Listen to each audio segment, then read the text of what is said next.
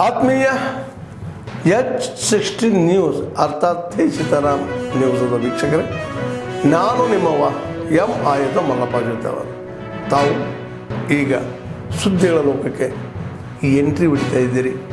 ಈ ಸುದ್ದಿಗಳನ್ನು ಪ್ರತಿಯೊಂದು ನೋಡೋ ಜೊತೆಗೆ ನಿಮ್ಮ ಅಭಿಪ್ರಾಯಗಳನ್ನು ಹಚ್ತಾ ಇರಿ. ಯಾಕಂದರೆ ಈ ಸುದ್ದಿಗಳು ನಿಮಗಾಗಿ, ನಿಮ್ಮ ಬದುಕಿಗಾಗಿ, ನಿಮ್ಮ ವೈಚಾರಿಕೆಗಾಗಿ, ನಿಮ್ಮ ತಿಳುವಳಿಕೆಗಾಗಿಯೂ ನಿಮಗೂ ಗೊತ್ತು. ಜೊತೆಗೆ ನಮಗೂ ನಿಮ್ಮೊಂದಿಗೆ ಇದೊಂದು ಮಾತಾಡುವಂಥ ಜೊತೆಗೆ ಸುದ್ದಿಗಳನ್ನು ಬಿಡುವಂಥ ಕೆಲಸ. ಈ ಕೆಲಸದಲ್ಲಿ ನಾವು ನಿಮ್ಮೊಂದಿಗಿದ್ದೀವಿ ಅಂತ ಹೇಳ್ತಾ ನೋಡ್ತಾ ಇರಿ ಸುದ್ದಿಗಳನ್ನು. ಜನರಲ್ಲಿ ಅರಿವು ಮೂಡಿಸುವಗೋಸ್ಕರ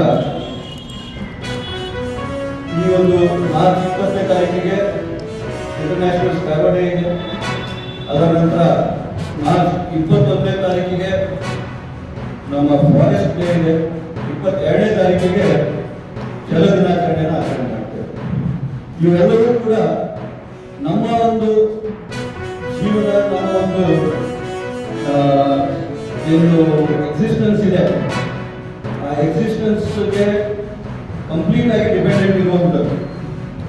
ಅವ್ರು ಹೇಳಿದ್ರು ಗುಬ್ಬಚ್ಚಿ ಪೇ ಇದೆ, ಅದರ ಬಗ್ಗೆ ಅವರು ಪ್ರಾರ್ಥನೆ ಮಾಡಿದ್ದಾರೆ. ನಿನ್ನೆ ಕಪ್ಪೆಗಳ ದಿನಾಚರಣೆ ನೀವು ಪತ್ರಿಕೆಯಲ್ಲಿ ಏನು ಓದಿರ್ತೀರಿ ಅಂತಂದ್ರೆ ಅಲ್ಲಿ ಮಳೆ ಆಗಲಿಲ್ಲ, ಅದಕ್ಕೆ ಕಪ್ಪೆಗಳ ಮದುವೆ ಮಾಡ್ತಿದ್ರು ಅನ್ನೋದನ್ನು ಓದಿರ್ತೀರಿ. ಕಪ್ಪೆ ದಿನಾಚರಣೆ ಬಗ್ಗೆ ಬಂದಿರುವಂಥದ್ದನ್ನು ನೀವು ಓದೋದಿಲ್ಲ.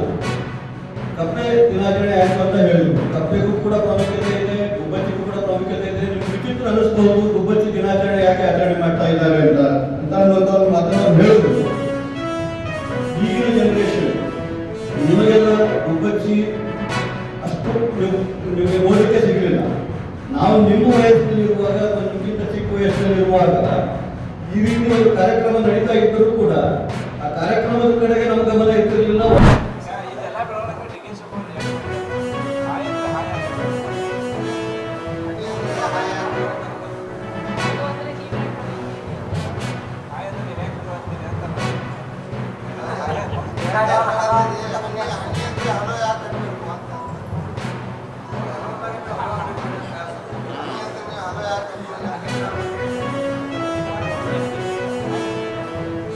ನೋಡ್ಬೇಕಾದ್ರೆ ಅವರು ಇಲ್ಲಪ್ಪ ಅವರು ಅದ್ರ ಮೇಲೆ ಡಿಪೆಂಡ್ ಆಗ್ತಿಲ್ಲ.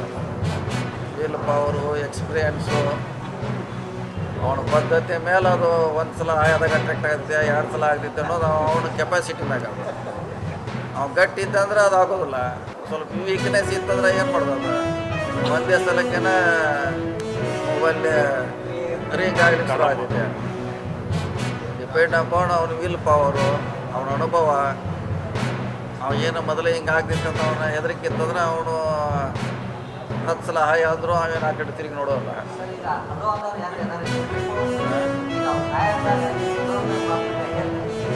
ಸುಮಾರು ಜನ ಇರ್ತಾರೆ ಪಾಪ, ಅವ್ರೇನು ಹಾಯ್ ಅನ್ನೋದೇ ಹಾಯ್ ಅಂತಾವ. ಏನು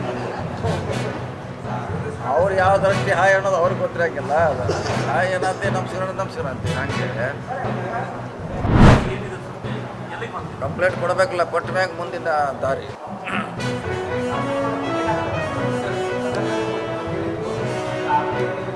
ಕೊಡ್ತಾರೆ ಕೊಟ್ಟಿದ್ದು ಟೈಮ್ ಇದ್ರೆ ಕೊಡ್ತಾರೆ.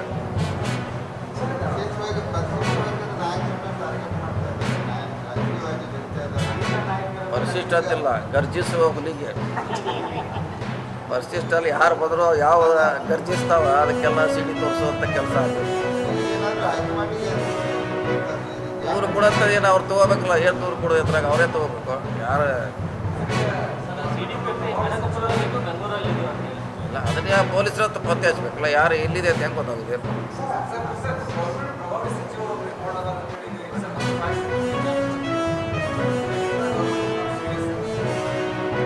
ಇನ್ನೂ ಅವರು ಕಂಪ್ಲೇಂಟ್ ಕೊಡಬೇಕು, ರಿಜಿಸ್ಟರ್ ಆಗಬೇಕು. ಅದು ಮುಂದುವರೆದಾಗ ಅದ್ರ ಬಗ್ಗೆ ಈ ಸದ್ಯನೇ ಹೇಳಲಿಕ್ಕಾಗುತ್ತೆ. ಅವ್ರು ಮಾಡಿದಾರೆ, ಅವ್ರು ಮಾಡ್ಯಾರ, ಬೇರೆಯವರು ನಾವು ಮಾಡಲಿಕ್ಕಾಗಲ್ಲ. ಸರ್ಕಾರ ಇದೆ, ಪೊಲೀಸ್ ಇನ್ವೆಸ್ಟಿಗೇಟ್ ಮಾಡಬೇಕು.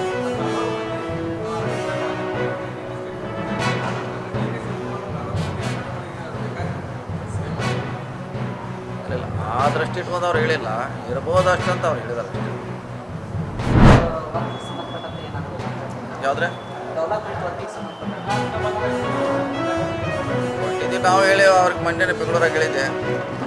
ಮಾಡಲಿಕ್ಕೆ ಏನು ತೊಂದರೆ ಇಲ್ಲ ಸರ್ಕಾರದಿಂದ ನಮ್ಮ ಹೊತ್ತಿದ್ದ, ಆದರೆ ಯಾರಿಗೆ ಡಿಸ್ಟರ್ಬ್ ಆಗಬಾರ್ದು. ಶಾಲಾ ಕಾಲೇಜು ಆಸ್ಪತ್ರೆ ವ್ಯವಹಾರಕ್ಕೆ ವಹಿವಾಟಕ್ಕೆ ಯಾಕೆ ಪ್ರತಿಭಟನೆ ಮಾಡಲಿಕ್ಕೆ ಅವ್ರಿಗೆ ಹಕ್ಕಿದೆ. ಮಾಡುವಂಥದ್ದು ಸಾಕಷ್ಟು ಸಾರಿ ಮಾಡೋದು, ಇದೇನು ಹೊಸದಲ್ಲ. ಕನ್ನಡ ಸಂಘಟನೆಗಳು ಮಾಡಿದ್ದಾವೆ ಸಾಕಷ್ಟು ಸಾರಿ, ಮಾಡಲಿಕ್ಕೆ ನಮಗೇನು ಅಭ್ಯಂತರ ಇಲ್ಲ. ಆದರೆ ಬೇರೆಯವ್ರಿಗಿದೆ ಇದರಲ್ಲಿ ತೊಂದರೆ ಆಗಬಾರ್ದು ಅನ್ನೋದು ನಾವು ಈಗ ಅಪೀಲ್ ಮಾಡ್ತೀವಿ. ಆ ರೀತಿ ಆದರೆ ಒಳ್ಳೆಯದು.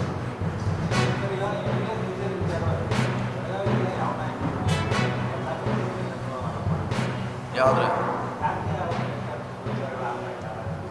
ಇಲ್ಲ, ನಿಷೇಧ ಮಾಡಲಿಕ್ಕೆ ಮಾಡೋದ್ರಿಂದ ಪರಿಹಾರ ಆಗೋದಿಲ್ಲ. ಏನು ಮಾಡೋದು, ನಿಷೇಧ ಮಾಡ್ತಾರೆ ಓಕೆ, ಅದೇನು ಮಾಡಲಿಕ್ಕೆ ಅಂತ ಸಾಕಷ್ಟು ಸಂಘಟನೆ ಮಾಡಿದ್ವಿ. ಈಗ ಯಾರವ್ರು ಬೇರೆ MES ಮಾಡ್ಬೇಕಂತ ಹೇಳಿದ್ರೆ ಮತ್ತೆ ಬರ್ತಾರೋ ಸ್ಟ್ರೈಕ್ ಮಾಡೋಕೆ. ಅದಕ್ಕಿನ್ನು ಯಾವ್ದು ಲೇಬಲ್ ಅವಶ್ಯಕತೆ ಇಲ್ಲ. ಮತ್ತು ಅದು ಅಧಿಕೃತವಾಗಿ ಎಲ್ಲಿದೆಯೋ ಅಂತ ನಮಗೂ ಗೊತ್ತಿಲ್ಲ. ಅದು ಯಾವ ಆ್ಯಕ್ಟಿವಿಟೀಸ್ ಮಾಡ್ತಾರೆ, ಅದು ಏನು ಚಾಲ್ತಿಯಲ್ಲಿದೆ. MES ಅಂತ ಹೇಳ್ತೀವಿ, ಹಿಂದೆ ಯಾವಾಗ ಒಂದು ಸಾರಿ ರಿಜಿಸ್ಟರ್ ಆಗಿರ್ಬೋದು, ಹಾಗೆ ಎಲ್ಲ ಕಂಡಕ್ಟ್. ಮತ್ತೀಗ ಅದಿದ್ದಾಗ ಅದು ಹೆಂಗೆ ಬ್ಯಾನ್ ಮಾಡ್ಲಿಕ್ಕೆ ಸಾಧ್ಯ ಇದೆ? ಬ್ಯಾನ್ ಮಾಡಿದ್ರೆ ಮತ್ತೆ ಬೇರೆ ಹೆಸರು ಮ್ಯಾಗ ಬರ್ಬೋದು.